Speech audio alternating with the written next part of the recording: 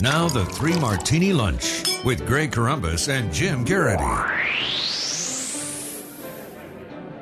And welcome, everyone, to the Wednesday edition of the Three Martini Lunch. I'm Greg Corombos of Radio America, along with Jim Geraghty of National Review. We're back to good, bad, and crazy martinis for conservatives today as usual, although two of them still deal with what's happening in Baltimore, Maryland. The good martini, Jim, and it's a relative one, but compared to Monday, it is a very good martini. The curfew, for the most part, seemed to work. Most people were off the streets by 10 o'clock. Those who stuck around started a little bit of mischief with the police, throwing bottles and some firecrackers, and there were a few arrests. But overall, people pretty much obeyed the curfew, especially once police started ordering people off the streets.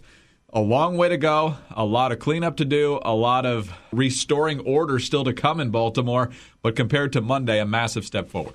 Yeah, now admittedly, some people might say better than Monday night is a really low bar for a good martini. Yes. On the other hand, you very rarely go for like flicking a light switch from the chaos and the violence and the burning and the looting and the huge number of arrests we saw on Monday to absolute peace the next night. And I think considering I was watching a little bit of the coverage last night.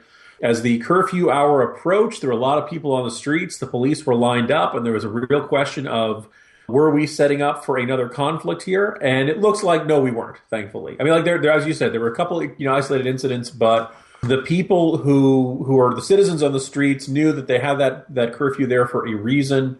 It seems like no one was in a mood to repeat the events of the previous night, or perhaps every place that was worth looting had already been looted. It may be that the anger had exhausted itself. There's obviously a long way to go in Baltimore, but last night at least was a step in the right direction.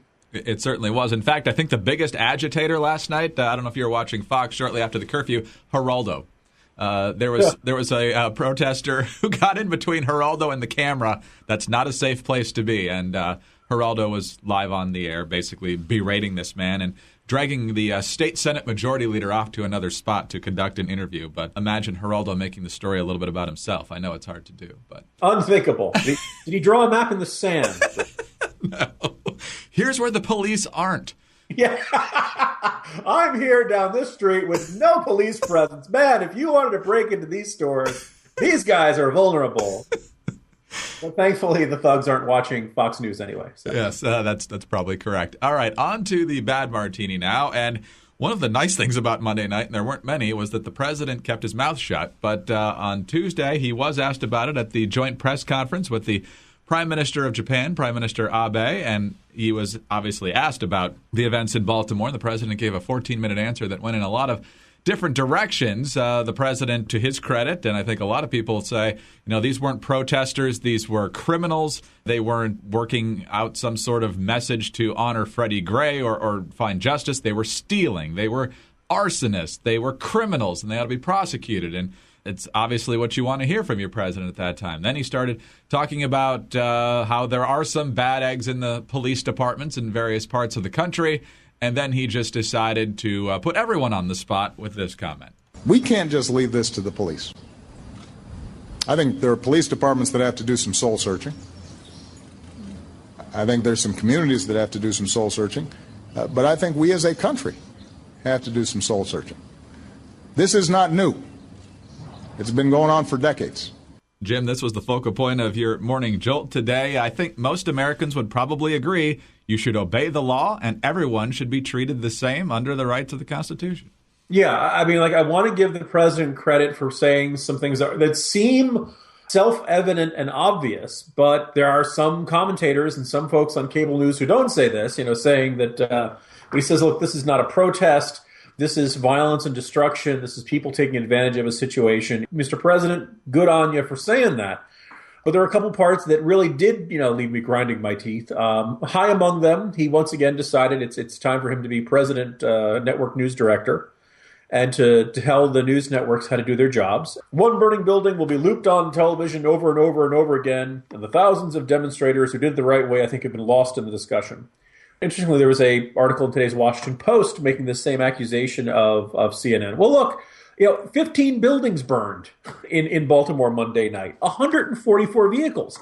This was not a small, isolated incident in one part of the city. When you're covering a live event, are they going to make mistakes? Are there parts of the coverage that aren't going to go as smoothly as you'd like? Sure, but I don't think the complaint you can make about CNN or any of the news networks is that they overhyped what was going on in Baltimore. It was a big deal. And so the idea that, that the president, this and another comment he made kind of were in this, well, we just have a few bad apples kind of tone. And I don't think that's the case. Greg, you remember the videos of the folks running into that CVS? It wasn't just a few people. We're talking dozens and dozens and maybe hundreds. We don't know how long the process of people running into that store and carrying stuff out went on. And I looked yesterday, I couldn't get really good numbers of how many people were identified as being part of the rioters. There were 235 people who were arrested on Monday night. So that was kind of irksome. But I think the thing that really stuck in my craw, and I get sick of it every time something terrible happens and some politician uses this utterly meaningless cliche. Greg, we all have some soul searching to do. If I had control of your knobs and dials there, I would insert the audio of the guy from Indiana Jones and the Last Crusade saying, "My soul's prepared, how's yours?" Greg, when was the last time you went to Baltimore? Probably about a year ago. Okay, and I've been there about once in the last 2 years. What the hell did we do? How is this our fault? How is every American has to look in their hearts and see what they did to make that fire hole get punctured? No, you know what got the fire hole punctured is the guy who did it. We didn't set any senior centers on fire. We didn't loot CVS's. We didn't set police cruisers on fire. You know who did it? The people who were there. All right. And if you want to say, well, all this came because of the what happened to Freddie Gray, the black man who died after being in police custody. Okay, you're right. But we're not Baltimore cops. And the police actions are being investigated. Now, if you don't like the way the police is investigating that process, all right, we can have that discussion. This whole idea of, well, we all have to do some soul searching. No. The more you're talking about the root causes, the more you say, well, everybody has a little part to play in this. No. That's basically saying don't look at who did what. Don't look at the specifics. Let's just kind of I call this, the socialism of blame. Let's just spread it far and wide and equally to everybody. And that's a way to let a lot of people off the hook, and I think to try to put blame on people who have nothing to do with this. It's kind of a form of collective punishment. One of the kind of fundamental tenets of the right being individual responsibility.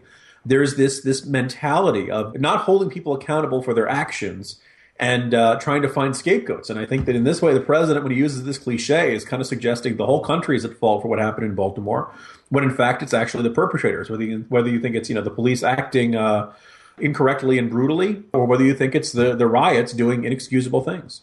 Jim, you used the words socialism and collective in that response, so that's a perfect setting for our crazy martini.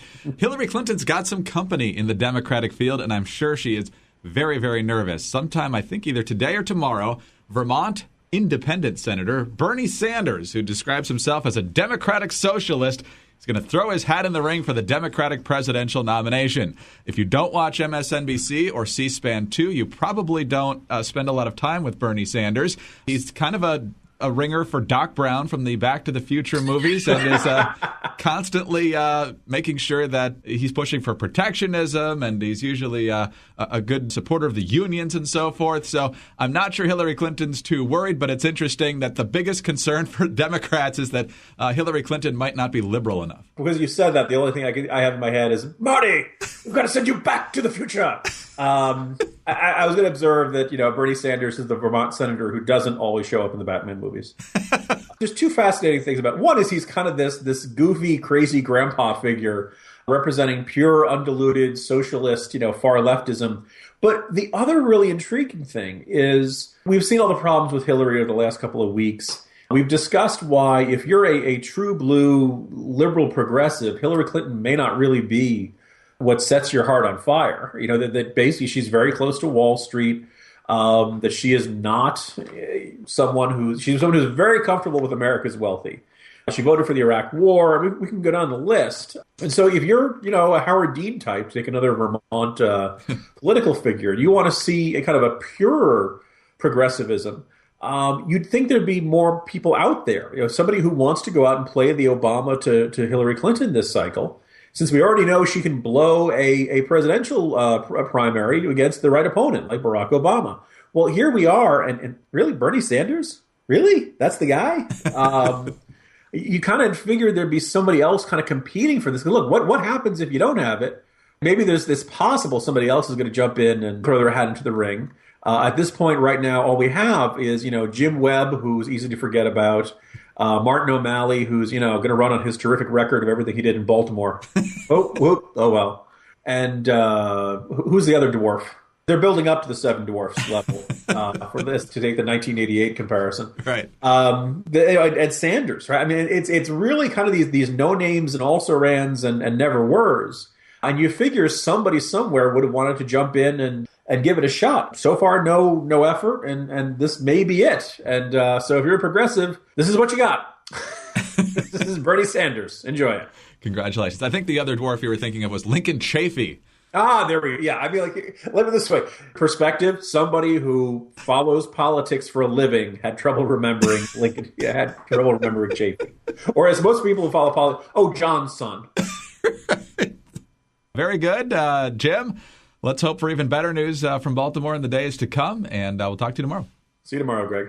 Jim Geraghty of National Review. I'm Greg Corombos of Radio America. Thanks for being with us today, and be sure to join us again on Thursday for the next 3 Martini Lunch.